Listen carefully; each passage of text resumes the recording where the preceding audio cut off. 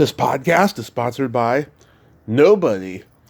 Hey dudes, welcome to Splat from the Past, the only 80s themed horror sci-fi show where things could get totally radical.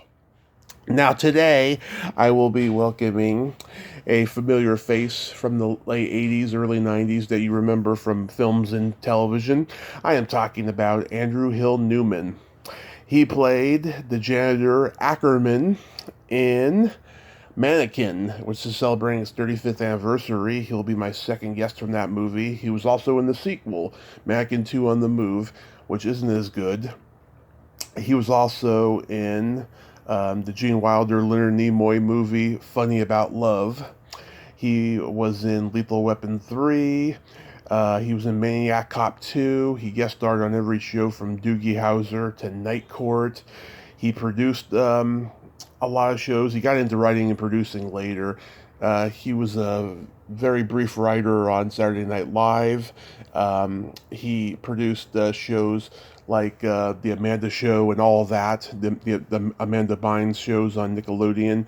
He produced Celebrity Poker, lots of stuff, and we're going to talk about all of that stuff today, and I cannot wait.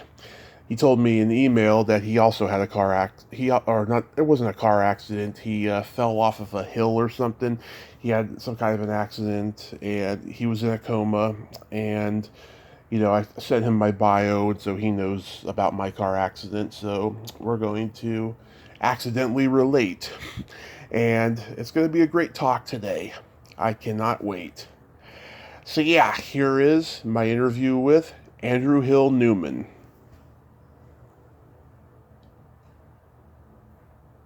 Hey, Andrew, welcome to the show. How are you today? I'm great, Tommy. How are you doing today? I am doing just spectacular. This is such a great honor. Thank you for taking the time today. It's my pleasure to be a part. That's absolutely. So, going back in time, did you gravitate toward acting early on in your childhood? I did, but I never thought of it as a serious career. But I did do community theater when I was like high school aged, and I was active with the drama club in high school just because I thought it was fun. Yeah, you could probably also get girls too. Yeah, it was, all of high school's about that. I had skipped a grade in elementary school, and I have a fall birthday, so I was 2 years younger than most of my classmates, and I was pretty small for my age even. So I, gravitated toward showy stuff to get attention since I wasn't going to compete athletically. Yeah. Were you born and raised in New York? In the suburbs of New York, about a half hour north of the city. So did you grow up going to Broadway shows? I didn't see my first Broadway show. It was a play in junior high school. It was a class trip, and it was really fascinating to me. Yeah. Do you remember what the play was? It was the effect of gamma rays on man in the moon marigolds, which I don't know how long it ran for, and it was a pretty interesting play, and our English teacher, Mr. Andreski, his name is just coming to me now, taught a bunch of classes around the writing of the play, a lot of which I don't remember. Yeah, that's interesting. That's very interesting. So after high school, did you attend college? I did. I first went to the State University of New York at Geneseo, where as a 16-year-old freshman, I was in a 3-year program due to some AP courses I had taken to graduate with my teaching certification when I was 19. And so I could have been teaching high school kids that were my age, I think. Anyway, that didn't last long. I was actually booted out of that school after one semester for some shenanigans in my dormitory, and I then transferred to the University of Vermont, where I wasn't sure what I wanted to major in, and I auditioned for a play because I saw a poster, and I got in it. So in my first month on campus at UVM, I was hanging around some theater people that taught me a lot about the path to doing this professionally. Even though it wasn't a super rigorous professional training program, it was just a liberal arts school with a really strong theater department. And so that was my first exposure to it. So it was there that I was like, maybe I'll try this. And so I switched my major to theater after being there for a semester. And that's where I graduated, and then I went on to Brandeis University, their acting program, and got a master's degree, and learned a lot more intensively about how to act better. And did you have any classmates that went on to become successful in acting? Let's see. I had a classmate in high school who was in the drama club. He was actually a year or two behind me when he was my age. And he went on to be Aaron Sorkin. So not an actor. He was a very famous show business alum from my generation at my high school.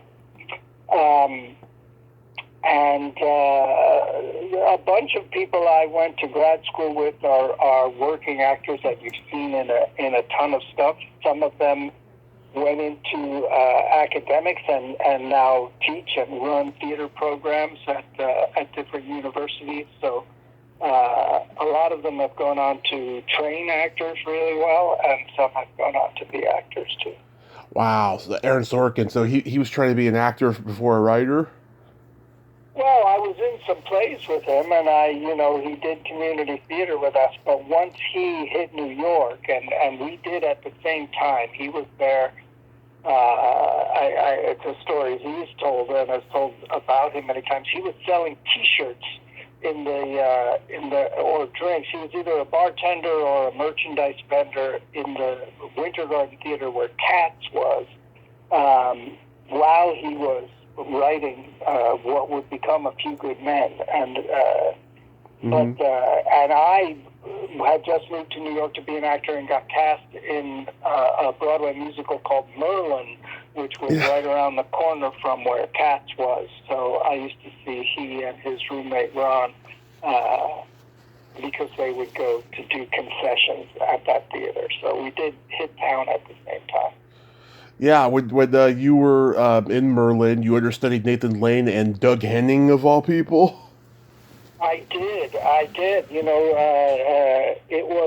had been a magician as a teenager, and I had performed at kids' birthday parties and stuff when I was in high school as a side job, and then I actually got invited to perform at a big magical convention where my act didn't go as well as I would have liked it to. So I thought, I'm going to get out of magic. And then, of course, I start studying theater because that's so much more stable than being a magician. Yeah.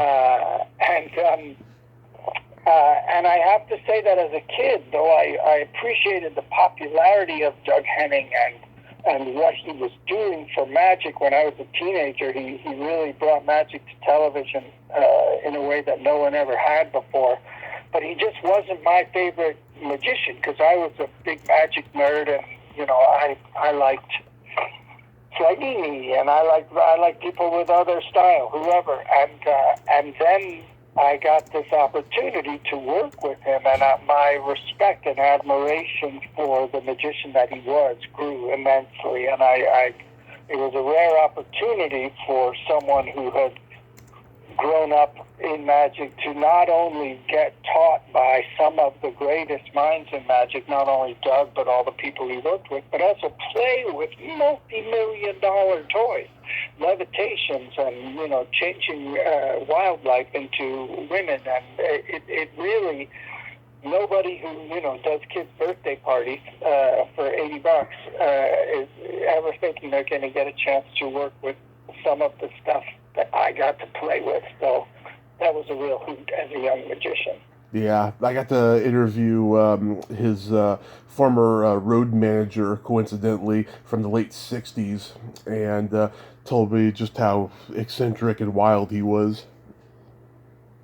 Yeah, and the Doug of that era was very different of the Doug that I met, because it was post his encounter with transcendental meditation, which changed his life in a way that at first I thought was all kind of fake and weird in Hollywood. And then I realized that this was this big shift he had made in his life, for better or worse. I mean, it eventually got a lot of his money away from him, and I don't know the ins and outs of it, and it's, you know, sad he passed away pretty young. But what I heard of the Doug in the 60s was very different from the Doug that I met. Wow. You also played Seymour in Little Shop of Horrors. How was that experience? That was a dream come true, and it was one of my favorite things I think I'll ever get a chance to do. Unless somebody listening to this podcast is producing Little Shop and wants to cast me as Mushnik now, because I can also think of nothing more gratifying than, you know, aging with a play and being able to play the older role is something that meant so much to me in my youth. But that was a funny story. I was in Merlin when I first saw it, and we had just started rehearsal, and the actress who played the ingenue, I asked her if she wanted to go to the play with me, and because I had heard of it, someone I had been in another show with was the conductor of this little show called Little Shop of Horrors down at in the East Village. And so this girl comes, and it becomes very clear to me in the first minute that it's not a date, because she's telling me about her boyfriend back home. And I was like, oh, okay, I wasn't sure. And then we see the first act of Little Shop, and at intermission I say to her, first thing, I should play that part.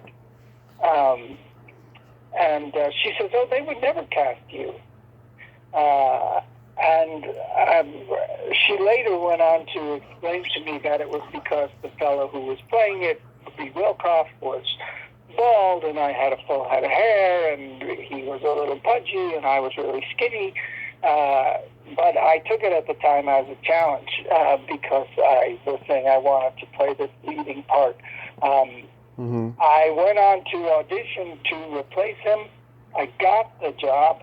I also ended up marrying her understudy, who I did start to date as the show went on, and we're still together to this day. Oh, congratulations. Yeah, that is so cool. Yeah, I mean, I love that play. I love the movie, the original movie as well.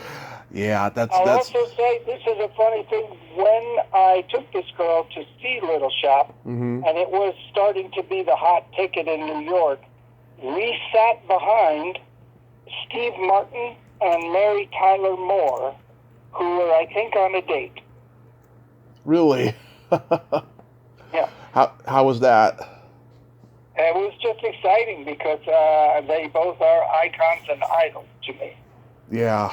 Oh, wow. That would have been amazing if I had been in your shoes. So, how did you get cast in Mannequin? I auditioned. It was a rare thing for me at the time to get auditions for film or TV.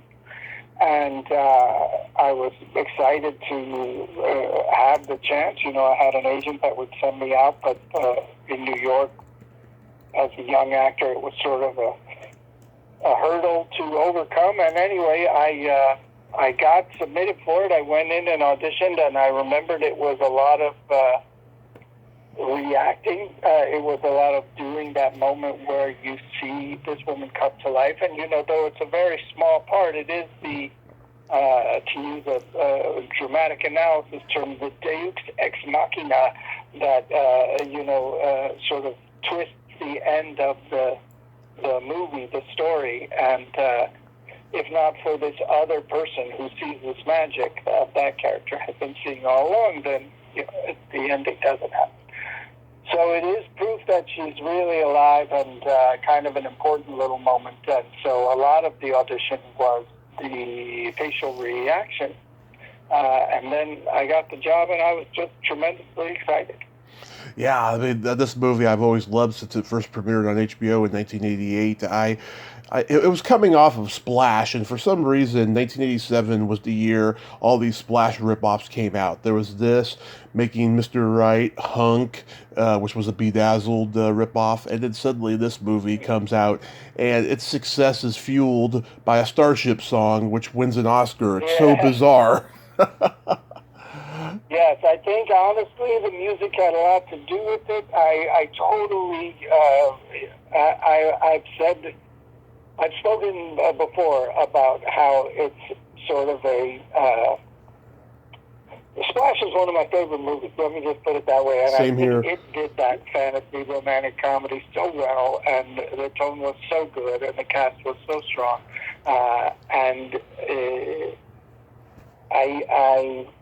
I'm happy for the people who made Mannequin and the sequel, which was really bad. That they did get that Starship song, and that it did get as popular as it did. Yeah, I talked to Chris Barr, who played Armand in the movie, and he told me that Andrew McCarthy and Kim Cattrall were in their own little worlds on the movie and weren't very available off camera, and that Carol Davis was a little hoity-toity, but during the last week of shooting, she invited him to dinner, and he was shocked, and he went with her, because I guess he finally passed the trust test, What was your experience with them? Well, first of all, did you mention Carol Davis and her matching Gucci dog carrying bag with her purse? Because she was the first like that I ever saw. She was very styled, much like her character was.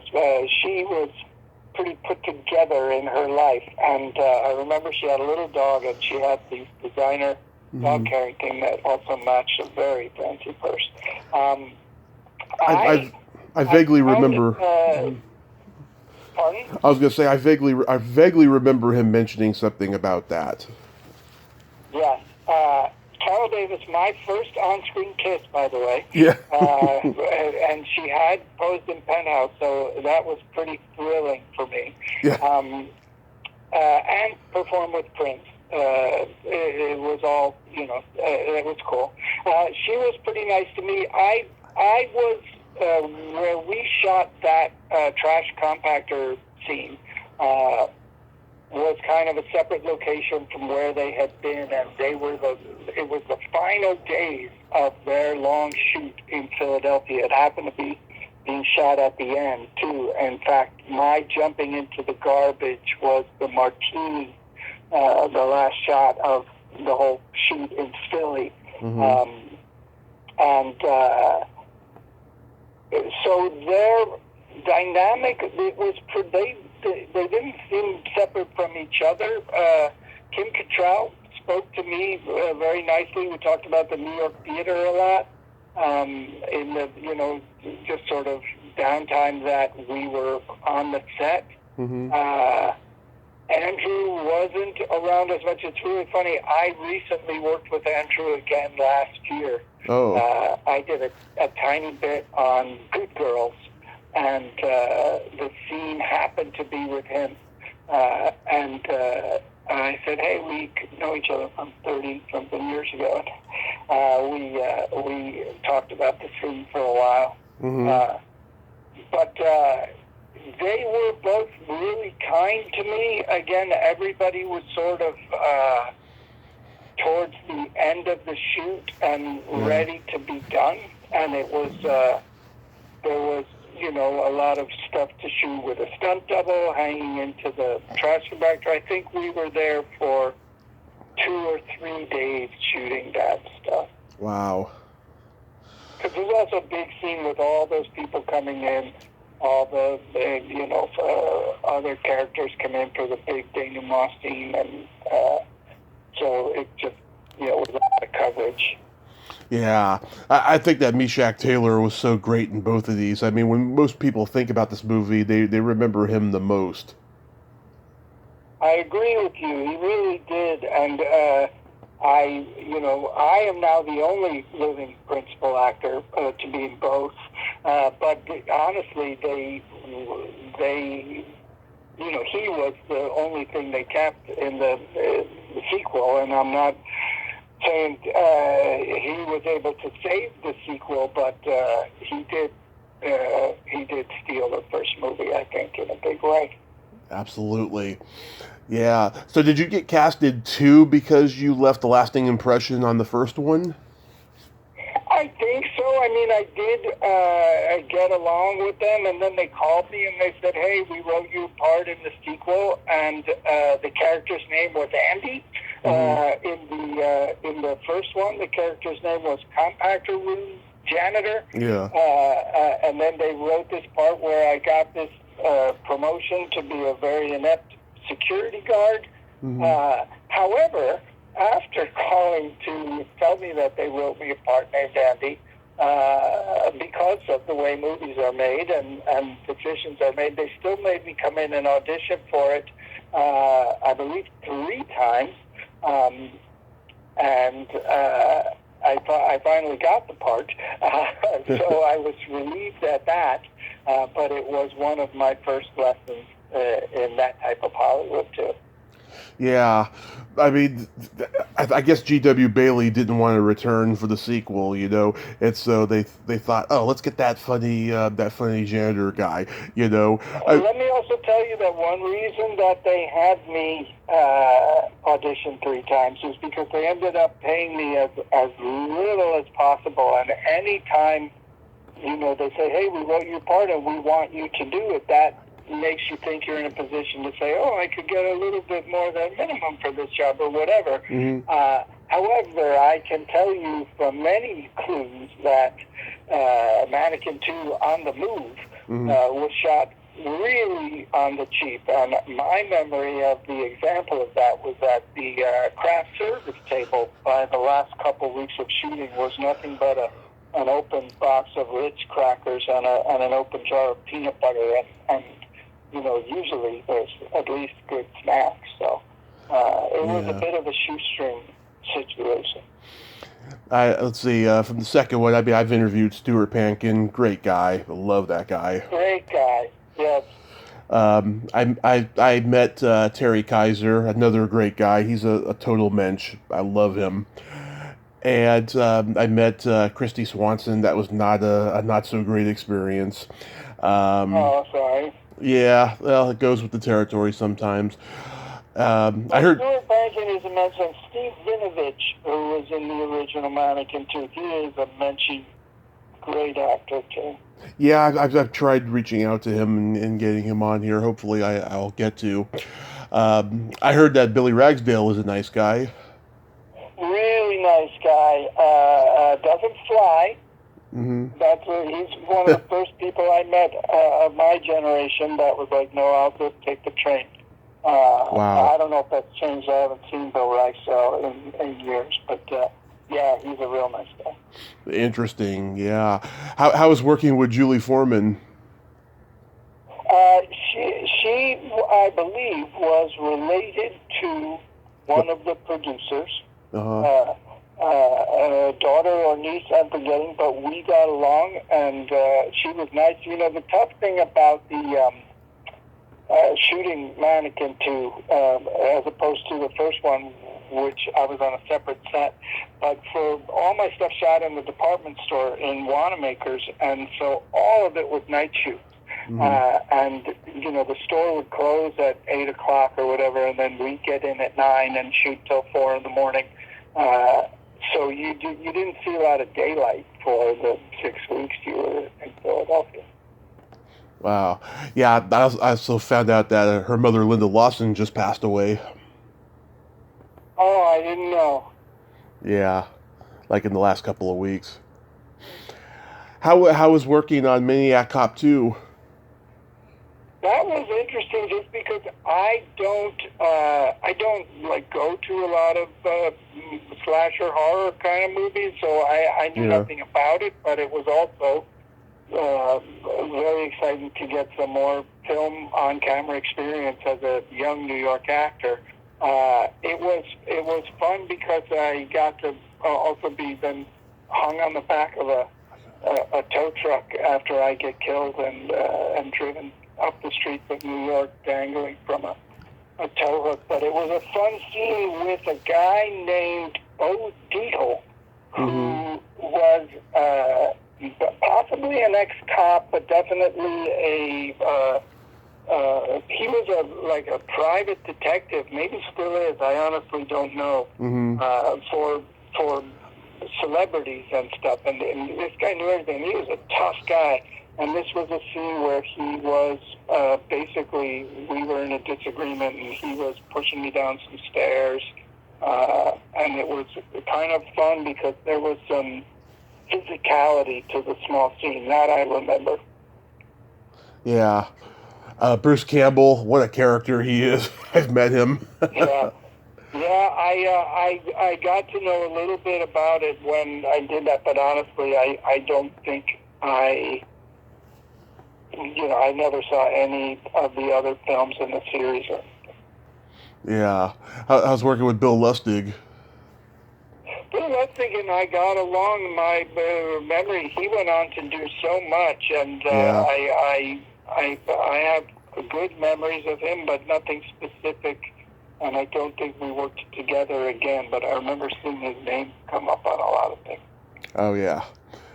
And then you worked with Gene Wilder and Leonard Nimoy on Funny About Love. What was that like? That was another dream come true, and a funny story, because the theme so far for me has been that I didn't get many film auditions. And then, all of a sudden, I got an audition to meet Leonard Nimoy, because he was directing this movie called Funny About Love, and there was a little scene I was right for. And I was on jury duty in New York City, and I was on jury duty downtown near Wall Street, where you can't get a cab. I had this audition set for a lunchtime, and though I couldn't afford it, I had to hire a car to come and pick me up at a certain time, take me to the audition with Leonard Nimoy, take me back to jury duty so I could get it all done on my lunch break. I wouldn't, I probably spent $100, which was so much to me at the time, to just have the audition and also meet Leonard Nimoy, for God's sake. So I go to the audition, and I read the scene, I do the funny scene, and he talks to me for a minute, and then I leave, and I'm totally on schedule to make it back. And this is one of my favorite moments of an audition. I'm walking away from his office, and I hear, Andrew, and it's Spock. I hear that voice say my name, calling me back in the room, but because I'm not seeing him sitting behind his desk, I'm just hearing, Andrew. It was Spock. And it was so thrilling to me. And I go back in, and he was looking at my resume, and he actually said, when were you in Little Shop of Horrors? And I told him what years, and he said, I think we saw you. And anyway, so we had this nice chat, and so I felt good when I left. But that moment of him, just his voice saying my name was so exciting. But then, so I get the word, you got the job. It's one day with Gene Wilder, who, by the way, is another idol of mine. The original producer's film is one of my all-time favorites. not to mention Young Frankenstein and a lot of other things he's done. I also find out, hey, you auditioned for one day in that Steve Martin movie, L.A. Story. You got that one too, and they worked on the same day. I couldn't do both jobs. So from a guy who never gets film auditions, all of a sudden, Steve Martin, idol of mine, Gene Wilder, idol of... it was such an amazing and terrible thing. And I made my decision which job to take, because the part that they had offered me in L.A. Story was as a dental floss waiter in a uppity L.A. restaurant. And so I was serving a table of like 6 or 7 of the stars of the movie.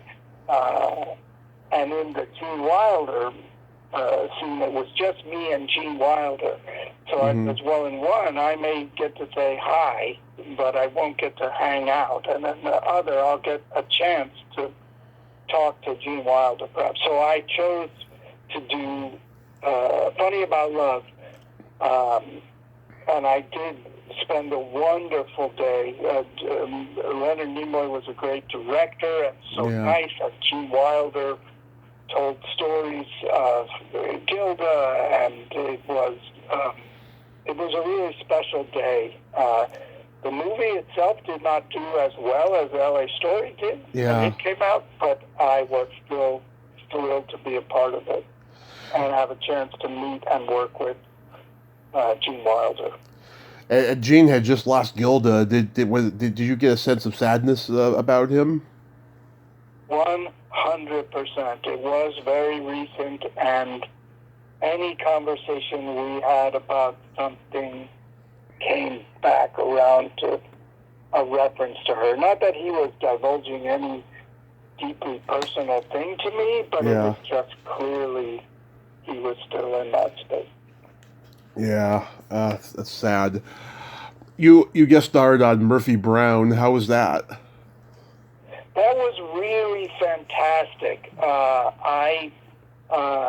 It was early in my days in LA, so it was a quick validation, and it was a show that I liked, and it was, Candice Bergen was extremely nice and wanted to work. It was, one thing I found being a theater actor, a lot of times TV moves so fast that the stars are too busy to work with the guest cast in between scenes and stuff like that. But she'd be like, no, let's go and we'll run lines in my trailer. No, well, let's try this funny thing. And it was great. The other thing I remember about Murphy Brown is it was one of my first episodic gigs, but it had valet parking for the guest stars. You could drive right up to the stage, and they would take your car and give you a ticket and bring it back to you at the end of the day. No other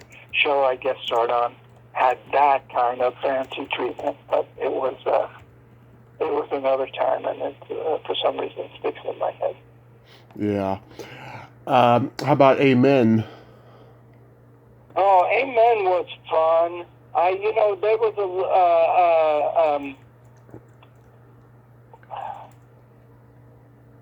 there was a story about Amen, and I don't remember. Oh, was that the one where the girl who played my daughter went on to be a really big star? Oh, Thora Birch. Thora Birch, right? Yeah. Yes, she, at the time, it was one of her first jobs. And I remember she had a very present stage mother. Yeah. Who would coach her very closely on her one or two lines. Carol Connors from Deep Throat. Yeah, I don't. And then I just was like, I started seeing her name as like starring in movies once she got old enough to be a young leading lady. And that just cracked me up because she was pretty young when she played my daughter. Yeah, she had just done the Parenthood series with Ed Begley Jr. That was on one season, and it came and went fast. speaking of TV adaptations of movies, then you were on Harry and the Hendersons. Yes, I had a hoot with that. That was really, really fun. What's his name had just won an Oscar. Actually, he was nominated. It was Bruce Davison. Bruce Davison had been nominated for an Oscar.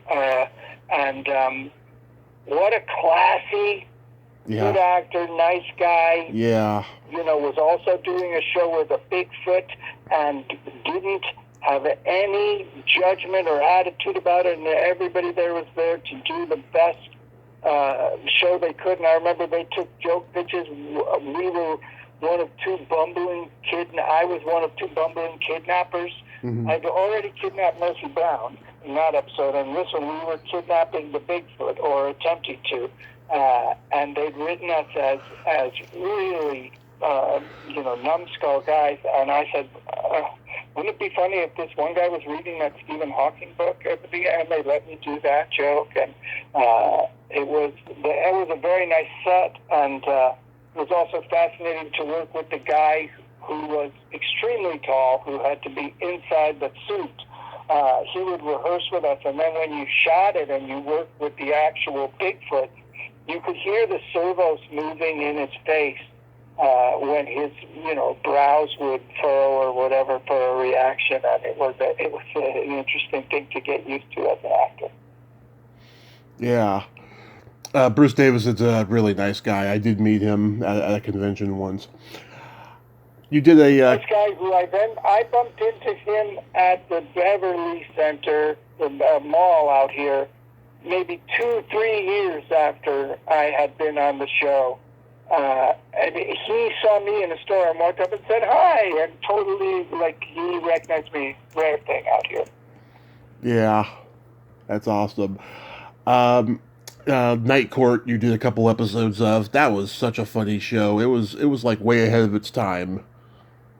It really was, and it was really fun to be on, and Harry Anderson was such a fun guy for me to get a chance to talk to, because it was the early days of personal computers, and he was another Apple guy, as was I, and it was before Apple owned the planet, but it was the early days of computers, so we talked a lot about computers, and we talked a lot about magic and street performing, which I had done a lot of street performing when I was in college, so it was fun to work with him. And when they called me to go be on the other one, that was the first time ever that I didn't have to audition for a TV job, because they were a show that sometimes we used people kind of that they liked working with, and it was a totally different part, but they were like, hey, come do this.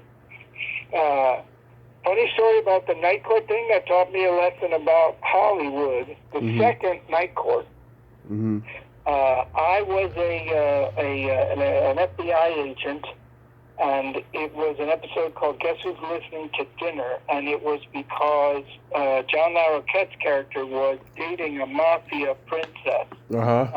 And so they wanted him to wear a wire to a dinner with the mafia people, and so my character's name was like, Agent Kupchik or something, funny in Polish. And then on the second or third day of rehearsal, I came in and my character was changed to something Italian, like Agent Ferrelli, I asked them if they wanted me to change my performance at all because of this and what it was, and they said no, because of network concerns of portrayal of Italian Americans in this light, we needed to have a good guy be an Italian American too. Which makes sense, I guess, if that sort of thing balances out. But the thing that no one ever mentioned was that no one ever said my name in the script. The only place it said my Italian name was in the piece of paper script that you read, where it said where my lines of dialogue were. but no one in dialogue said, Agent Forelli, come over here, or we got to get Agent Forelli on this. So there's no way that the audience watching the show knew I was an Italian American, unless I guess they watched the credits.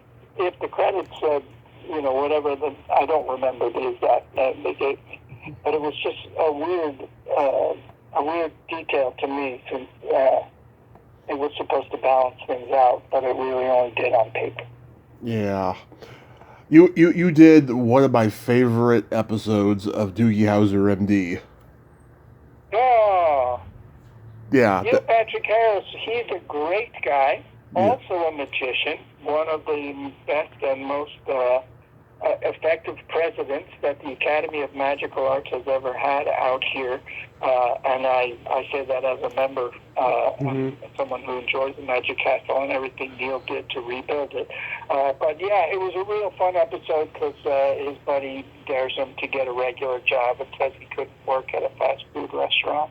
Yeah. And Neil and I hadn't actually met yet, but we did know some people in common. Yeah. And we did have magic in common, so I remember bonding with him, and though I haven't seen him recently, we have remained friends over the years.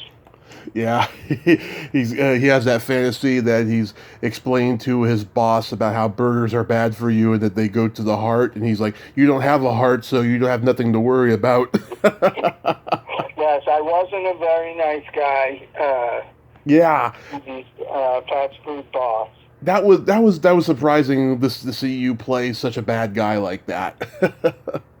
Well, sometimes the jerks are fun, and sometimes it was fun scenes, and it was a really fun set too.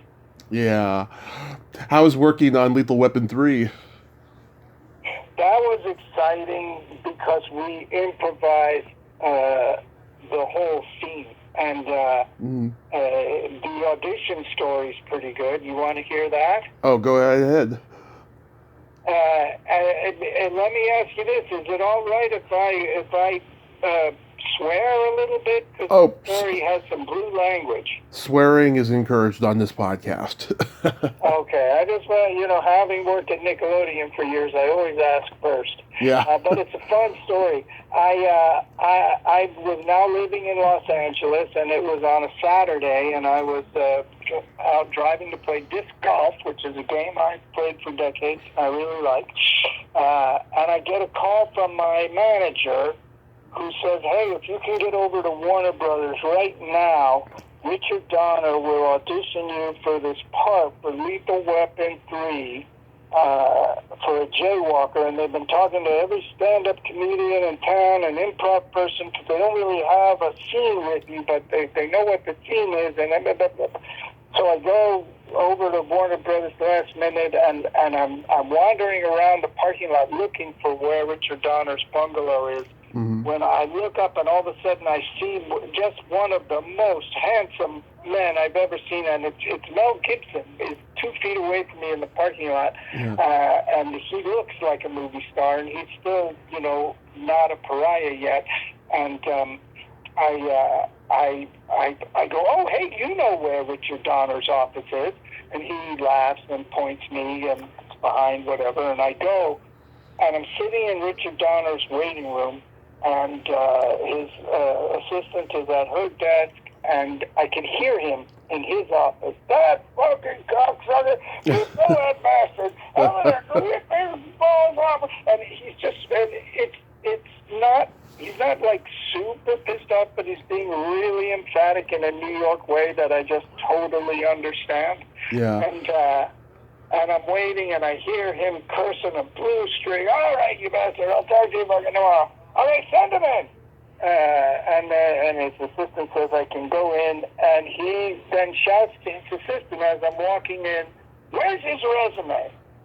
And I say, fuck the resume, here's my ticket. Yeah. And I hand him a jaywalking ticket that I had gotten 2 weeks previous. I'm still pretty new in LA, and my wife had warned me you can't cross the streets like you do in New York, but I did anyway, and sure enough, a motorcycle cop pulled me over and gave me a ticket for jaywalking, which I just thought was hysterical. Yeah. And I happen to have it with me, And so I give it to him, and he laughs, and then I tell him the story of, the guy pulling me over and me being an incensed New Yorker at the indignity of it all. And I get the part. And all of a sudden, a few days later, I'm shooting with Mel Gibson and Danny Glover on the streets of downtown L.A., and Danny Glover had actually been in a Broadway play called Master Harold and the Boys that I did the national touring company of. Yeah. So we talked a lot about that play, and it was a thrill for me to meet him because I had also seen him in that play. And Mel was really nice to me. And as I said, we improvised the whole scene. They knew, that it was basically about them not knowing how to be street cops and hassling this guy. And I pitched the joke about running back into the street at the end of the scene, which was received very well and kept in. And so we shot for about half a day, and we did many different versions of the scene. And so I was thrilled at the chance to do it, and it was super fun to shoot. And then, this is just to bring it back to disc golf, which is what I was on my way to when I got the call to audition for it. A couple weeks or months, I don't remember, it wasn't that much longer afterwards, that I'm up at that disc golf course in Silmar, California, where I was pretty frequently. And one of the local players there said, hey, were you in Lethal Weapon 3? And I said, yeah. And it wasn't out yet. I mean, they were probably still shooting it. And he said, I have your dailies. And he goes into his car and he takes out a VHS cassette and he gives me a cassette that has all the takes of my scene. And it turns out that this was a kid whose job was to duplicate the Dave footage so that the executive or producer could watch it at home. And while he was sitting in front of the thing watching all the thing go by, he was like, hey, I know that guy. I've seen him at the disc golf course. So he ran an extra copy for me. And so I got to see the scene in many different versions long before the movie came out. And I actually even edited together a version of it that my agent and manager were using as a demo reel, kind of illegitimately probably. But it was a wild coincidence to me. And I'm extremely grateful to the guy whose name I do not know, who did something he probably shouldn't have and made me a copy of my scenes in the movie. Mm-hmm. You were on the A League of Their Own series. How was that? Yeah, that was a hoot. It was a hoot, except that it was a lame duck show. They already knew they were canceled when we were shooting my episode. Ooh. And my other memory of that episode is that it wasn't playing really well in front of the audience. So at about 10:30, they sent them home, and then we started again, and they were pitching a lot of rewrites on the fly, and we were there until extremely late at night. And I had an audition. I had a network test the next morning that I ended up not getting a lot of sleep for. But the fun and good story from League of Their Own, the TV show, was my first apartment, our first apartment in L.A., the landlord had told us that Penny Marshall used to live there back in the day. So we would tell people, oh, yeah, Penny Marshall used to live in this apartment. And then I get to go audition for Penny Marshall to be on this League of Their Own. And when I walk in, she has the Zoltar machine from Big in her waiting room, which is, a pretty iconic movie prop. And I, of course, had to touch it and wish I was Big and So that was the first fun part of auditioning for Penny Marshall. But then I go in and I say, hey, I live in your old apartment. Mm-hmm. And she says, what's the address? And I tell her, and she says, never heard of it. So my landlord either had it wrong or just that was his lie to try and make it seem cooler. But we haven't lived there in a really long time. Yeah. And of course, I got to mention Star Trek Voyager. That was a real hoot, because that was the opposite of Lame Duck. They were still brand new. It was, I think, their 6th episode of this new Star Trek iteration that hadn't aired yet, and they were also looking forward to being a part of the canon, and it was fun. My disappointment with that was I wish I had more fancy, because I was an alien, but we didn't have much prosthetics. We had no prosthetics. We had fancy loops in our hair. But just to be on a starship set, my scenes were not on the bridge, but I did go walk around on the bridge, and you know, you kind of just have to play make-believe when you're on a set like that.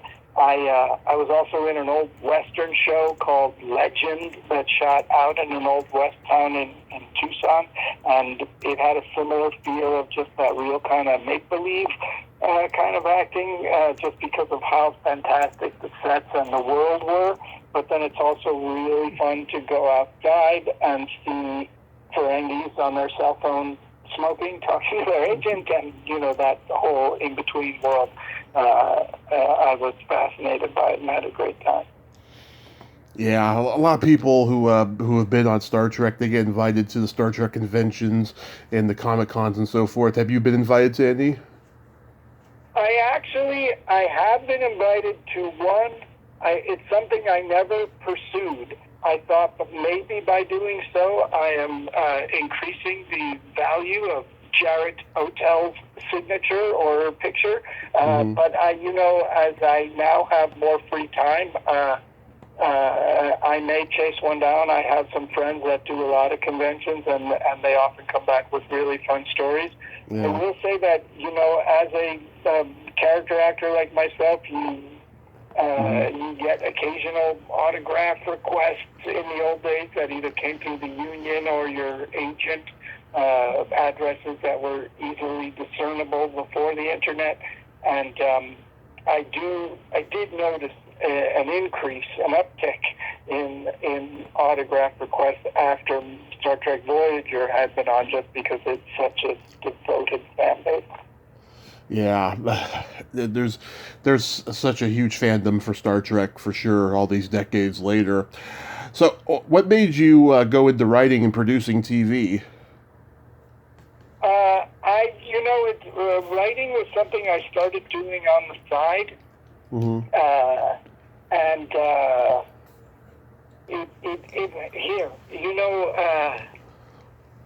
I did a guest shot on a show called Blossom.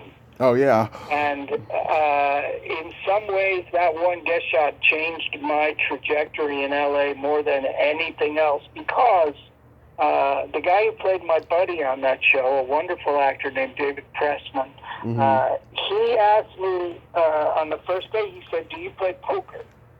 And I say, yeah, I play poker. He says, because my friends are on the show that shoots next door, and they play poker up in their dressing room. Let's go over there. So we go over to the set of Herman's Head, which was a Fox show. With Billy Ragsdale. Billy Ragsdale, but the poker game was in the dressing room of Hank Azaria, and Peter McKenzie and Ken Hudson Campbell and me and David Pressman, and anyway, we played poker, and I'll be honest with you, I was a better poker player than all of them. But I mostly met a bunch of guys that I really liked, and they invited me to come play in their home game, even though I had doubled my Blossom salary that week. And their home game was at that point being hosted by a young struggling actor named Matthew Perry. And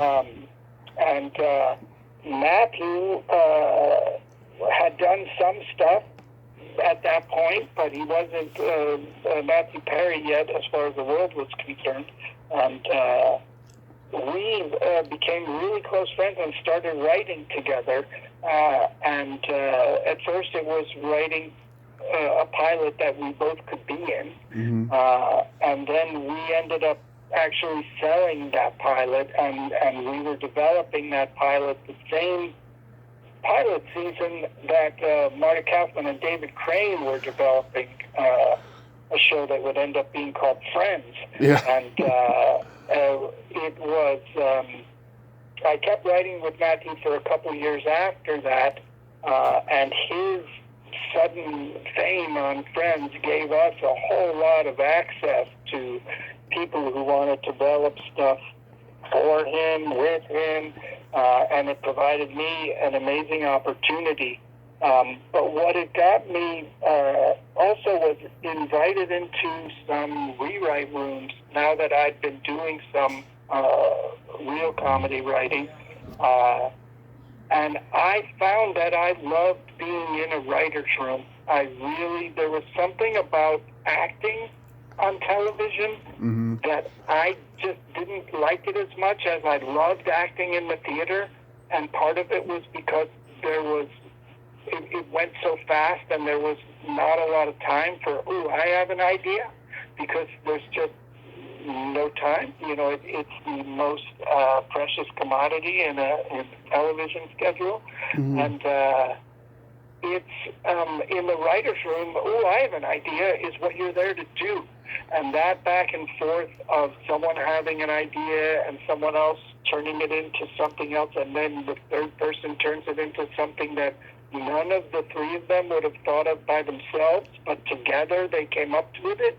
That to me is so gratifying. Mm-hmm. And I really enjoyed it. And so when I got the chance to get staffed up, I took it, and I really liked it. I never quit acting or said, I want to do this, but I will say in that experience that we share, which is almost dying Mm-hmm. and having a long recovery, while I was getting over my terrible accident, Mm-hmm. Which was when I was still working with Matthew and doing my own stuff. It was then that I said, I think I'm going to put the writing on the front burner for a while and see where that takes me, just Mm-hmm. because I do like it and I do have a bunch of contacts in that world now.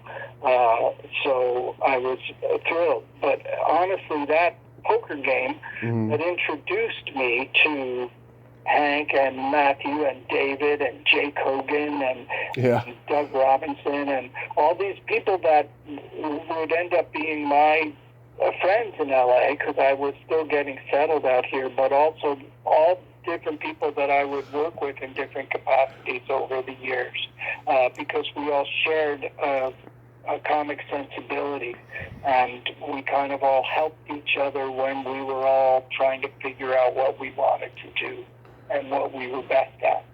Yeah, didn't you have like a very brief writing stint on Saturday Night Live?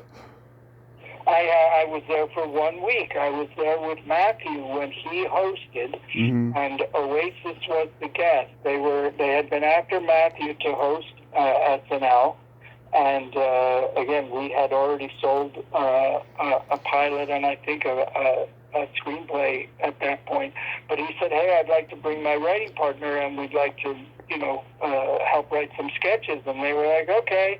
And we were told by a lot of friends in comedy that they would let him bring me and that they would pay me for the week, but that they wouldn't probably put our stuff on the air.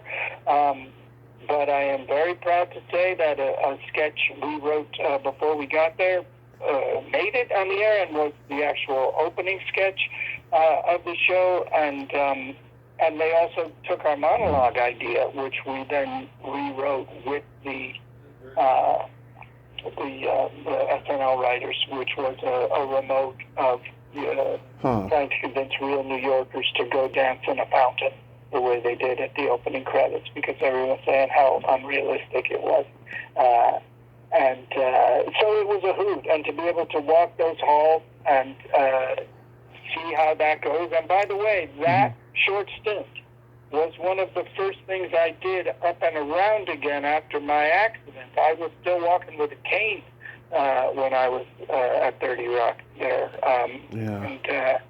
And moving kind of slow, but it was so gratifying and such a wonderful and historic place to be. Yeah, absolutely. I'm a huge Saturday Night Live fan. Now, that was during the era Will Ferrell and Chris Kattan was on there. Yes, and Norm. And I had a conversation with Norm then by the elevators about poker, and we started talking about Texas Hold'em, which was not the hula hoop that it is now. You know, it hadn't become a fad yet, and but we were both students of poker, and we talked at length about it by the elevators, and then I never saw Norm again for years until I was auditioning for one of his series, the one where he was a civil servant. I think it may have been called Norm. I was auditioning for the pilot, and I walked in, and he said, "Hey, I know you. We talked about poker."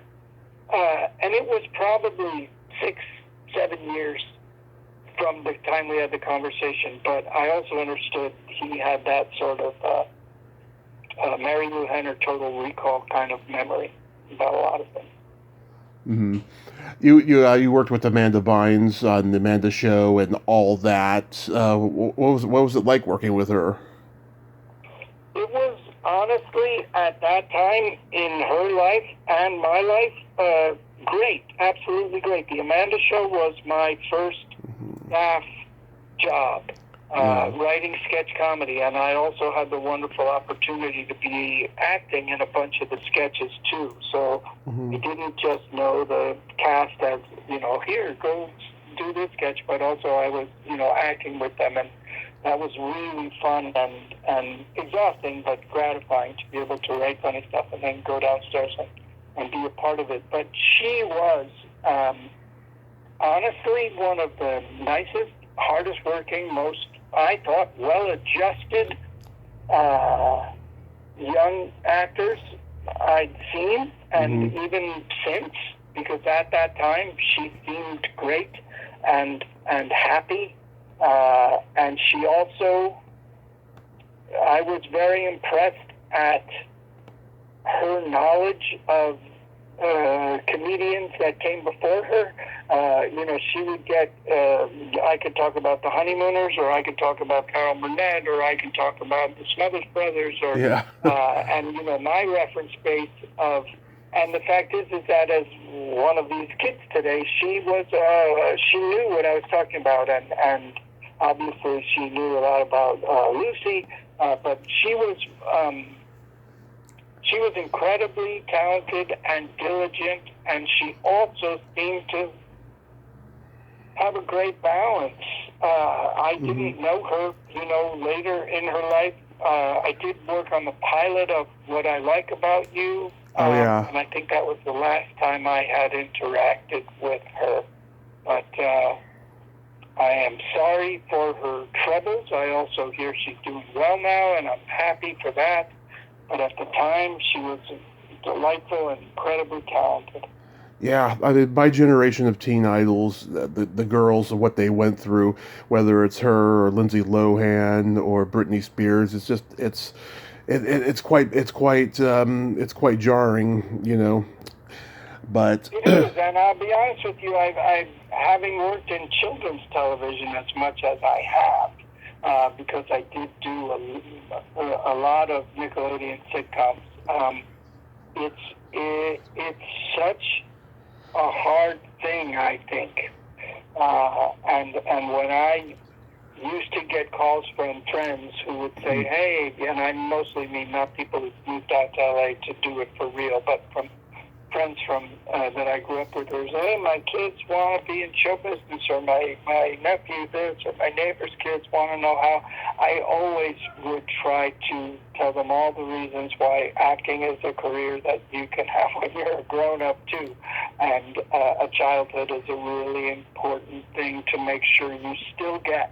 And a lot of kids, especially the talented and good ones, I think miss it as part of the necessary developmental process. Absolutely. So do you have long-term effects from your accident? There's nothing that I haven't come to live with as a new normal. I never could run very fast. I don't run as fast. My left leg, the outside of my left leg, can't really accurately tell hot from cold. Yeah. So if I stick it in the shower, it knows it's wet, but it's all stuff I've come to accept. The nerve damage, I had some paralysis in my right arm that was mostly due to the head injury, and so once my brain stopped swelling after a couple months, movement in my right hand came back. It works. It's not as fast as my left hand, but I'm lefty. Yeah. So it's okay, and I'm not a pianist, but I can juggle again, and I did use juggling and close-up magic as occupational therapy. So it's a new normal. And my face, to me, it looks like a Picasso painting. Just because it's not what it used to be. People who don't know me don't say, "Oh, it's changed," but it's I'm very fortunate. I told you, I haven't told you. In fact, I fell off a cliff and I broke my back in 5 places and fractured my skull and broke a lot of bones in the right side of my face. But it worked out okay. Yeah, I mean, I broke my leg in 7 places. I had a mild heart attack. I fractured my hand. I had all these cuts and scrapes and bruises. Crushed my sternum. Had a lot of crazy stuff done. I mean, I'm lucky to be alive just as much as you are. Yeah, and we all are. Even the people who haven't been in terrible car accidents or fallen off cliffs. And I think if we can, as I know I have, and I still try to, these many years later, it did give me a new appreciation for simple things. And that's a quality I am very grateful to the terrible thing for. And also the good funny stories from it is that the first thing I said after I woke from my coma, which was much briefer than yours, but my wife wrote it down. My first words were, "Today has been brought to you by the letter C." That's a Sesame Street line. I think I was making a Sesame Street reference, and I think I was also making a reference to, or just maybe reverse engineering it, but when in a comic strip, when you're asleep, the balloon over your head says V, so maybe I knew I had just woken up from a very deep sleep. And the other thing that was just kind of funny about the early days of my my brain being so swollen and me being on so much morphine was that I kept insisting there was a cat under my bed in the ICU. And I think that was a Man with Two Brains references to get that cat out of here. Because I kept talking about getting the cat out. So who knows? Yeah, who knows? That we're all here for a reason, and that's just amazing that we both went through what we did, and here we are now. Yeah. Yes, may we make the most of it, both of us. Yeah, because life is too short, and with all the crazy stuff that's going on in the world now, who knows what's going to happen. It's true. It's like no one, it can change in an enormous way so quickly in so many different ways. That's what we learn from these things. So appreciating what we have and appreciating it every day is, I think, a wonderful place for us to end this conversation. Yes, and I wanted to ask you really quickly, do you have any upcoming projects? Not that I can bark about right now, but Yeah. no, I'm certainly not done. I don't know. But I had this podcast, and that was kind of fun. And I've really enjoyed talking to you. I've enjoyed talking to you, Andrew, and I hope those projects come to fruition and they go very well for you during this crazy time. And you have yourself a great day, and stay safe out there. You too, man. Take care. Thank you. Bye-bye. Bye-bye. Well, there you have it. Andrew Hill Newman. Ain't he a cool dude? Nice guy, huh? And yeah, he's been through just as much as I have, though my coma was longer. It's amazing that we were both here to talk today. A funny guy, huh? Well, until next time, this is Tommy Throwback Kovac saying there's no shame in living in the past, because the present sucks. Later, dudes.